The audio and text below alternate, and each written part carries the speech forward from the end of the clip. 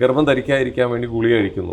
പല ടാബ്ലറ്റുകളും ഇപ്പോൾ സുലഭമായിട്ട് ലഭിക്കുന്നുണ്ട്. ഇതെല്ലാം ഇതിനൊരു കാരണമാവുന്നുണ്ടോ? ഹോർമോൺ മൊത്തം ചേഞ്ച് ആയി കഴിഞ്ഞ കാര്യം ഓരോ പ്രാവശ്യം നമ്മൾ ഉപയോഗിക്കുമ്പം ഹോർമോണിനെയാണ് നമ്മൾ ഇംബാലൻസ് ഉണ്ടാക്കുന്നത്.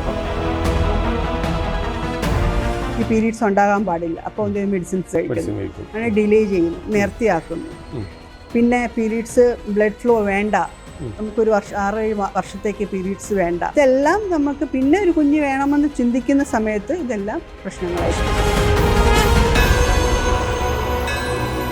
പ്രശ്നങ്ങളെല്ലാത്തിൻ്റെയും മെയിൻ കാരണം നമ്മുടെ ജീവിത രീതികളുടെ പ്രശ്നങ്ങളുണ്ടാണ്. ഇപ്പം ഒരുമിച്ച് ലൈഫിൽ ഒരുമിച്ചുണ്ടായിട്ടും കുട്ടികളുണ്ടാകത്തില്ല. സ്ട്രെസ്ഫുൾ ലൈഫായിരിക്കും, അവർക്ക് സമയം കിട്ടുന്നില്ല. നമുക്ക് ശരീരത്തിനും മനസ്സിനുമുള്ള ചികിത്സയുണ്ടോ? അതായത് ചിലർ ഡിപ്രഷനിലേക്ക് പോകും, ചികിത്സയ്ക്കില്ല എന്ന് പറഞ്ഞ് വീട്ടിലിരിക്കുന്നവരുണ്ട്, അത് മൊത്തത്തിൽ ഡൗൺ ആയി പോകും.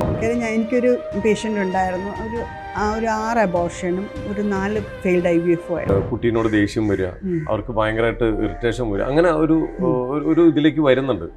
അത് ഈ പറയുന്ന ഭർത്താവിനോ അല്ലെങ്കിൽ ഈ പറയുന്ന സ്ത്രീക്കോ അത് സ്വയം ഫീൽ ചെയ്യുന്നുണ്ടെങ്കിൽ, അപ്പം ഒരു കുഞ്ഞ് വരുമ്പം ഉറക്കം ശരിയാകത്തില്ല, ഞാൻ തന്നെ എടുക്കണം.